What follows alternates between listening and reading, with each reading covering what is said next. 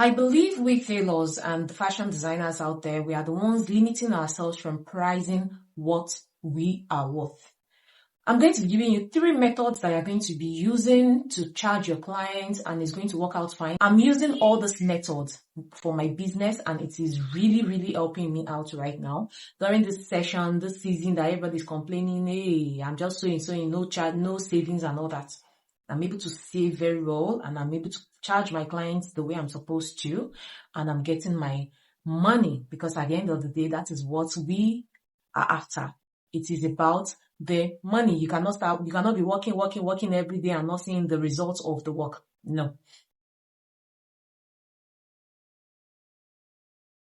Okay, so these 3 methods. Number one is, it depends on the fabric that the person brings. So the first time your client comes into your store, she brings a fabric, and you look at the quality of the fabric. Like, for example, now a George, you look at the quality, then you know the materials that you're going to price. The materials you're using for the fabric has to be a quality material. So let's say, for example, now a client brings a fabric to you, and then you charge the person, okay, by the time you did the estimates of the material, you are getting like maybe 50,000 naira. 50,000 naira is like on the high price. And you now send it to the client that, okay, this is the cost of materials apart from the service charge. And the client is like, why is it that expensive? No, I can't afford this.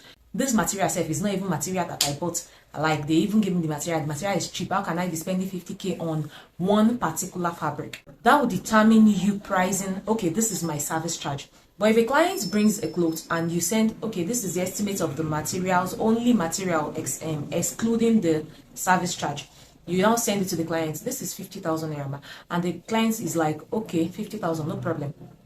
That will now make you feel, okay, let me just tell this client that pay any amount for the service charge. So the service charge includes the transportation, the fuel, electricity, all the other expenses, the miscellaneous spending, everything is included in that service charge. So you will now tell the person, this is the price of the material. The person now agrees, okay, no problem, price of material is okay, it's fine. You now know what the person is really worth. That's the client. You know what the client is worth. Okay, let me just tell this client, pay my the service charge. Just pay any amount you feel it's worth. Because the reason I'm saying this is, you may charge this client and it may be below the standard of the client. This may discourage the client from coming back to your store to make another clothes. Meanwhile, you made the outfit very well, but she would feel cheap in the clothes. But if you tell her, okay, don't worry, pay the service charge, she would want to pay more than your expectation, right? The second one is referral. So the person that refers a client to you, you already have a client, and the person now refers another client to you. So before the person comes, that's the client that they refer to you, let's get information from the person that referred the person. Okay, this person, how is this my client that you introduced, the new client that introduced to me? How is the person? Where does the person stay? The person that's the client that introduced this new client to you, Seth, may give you all the information that you need. Okay, this person that is coming, you know that you charge me little, but this person, you can charge her more. She has money, she can pay. She stays on the island, she stays there, she has a big house. The client would have told you all the information that you need. So it now depends on the person. That's the new client that is coming. That's when you can now charge, okay, this is my amount. You already know that this person is going to be able to afford it, right? You already get information from the clients that referred that new client to you. The third one is environment. The environment that the person stays determines how you are going to charge. Because in my area here now, this is Ikorodu that I'm staying here.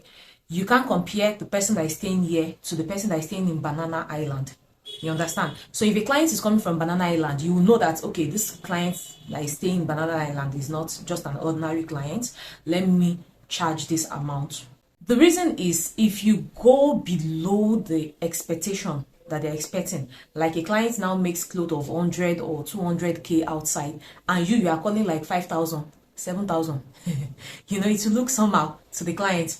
You need to check the environment that the person is coming from. Where does she stay? She stays on the island. Okay, then you now know how you are going to charge that person. You know, you can't compare the person that is staying there, the charges that you're going to charge that person. You can't compare it to the person that is staying in this our area here. So there will be difference, and that is the good thing about this fashion business. You can't charge the same amount for everybody. Everybody has their own charges, right? You know, by looking at the person, you can charge different on the same style, on the same fabric. You can charge different amount on it. It's your work. The reason I'm saying this, let me make an example, because I've seen a situation. Okay, no, I've heard about a situation where a guy he made the clothes for a client, right? So the client now wore the clothes to a party.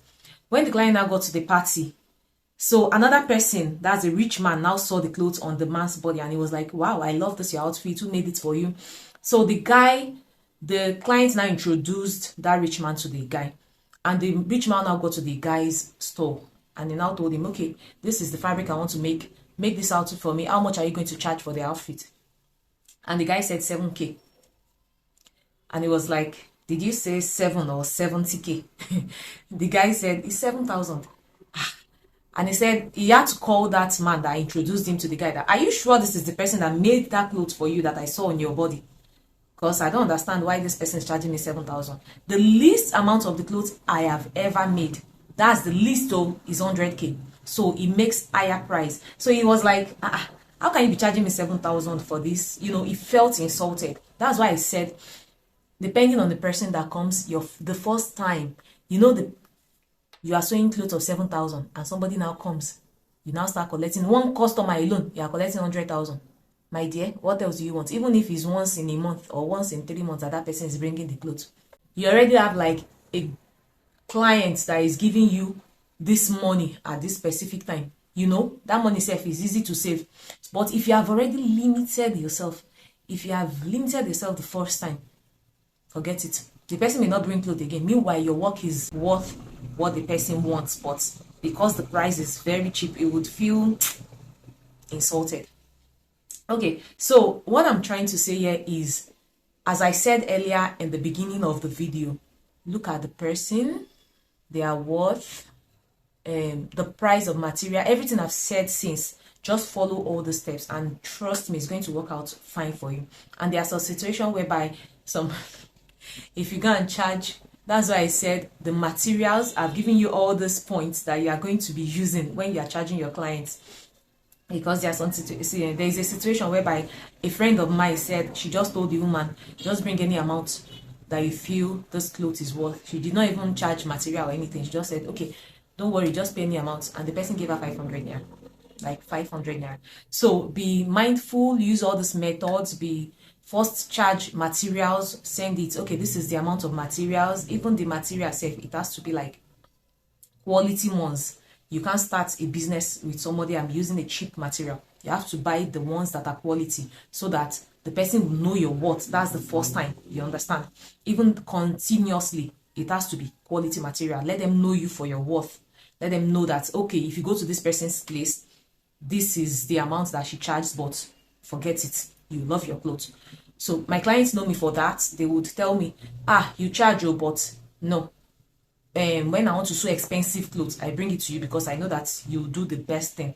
But all those cheap clothes, I would rather give it to a cheap tailor to help me make it. But you, so let them know you for what you really do. So guys, we have come to the end of this video. I hope you learned 1 or 2 things in this video. If you did, please give this video a thumbs up, and don't forget to subscribe to my channel and like my videos. I will see you all in my next video. Thank you so much for watching. And one more thing, guys, if you want to progress, pay your tithes. You understand? Pay your tithes if you're a Christian, and if you're a Muslim too. I don't know, maybe Muslim pay tithes, but pay your tithes. All those things help too in progressing in life. Love you all.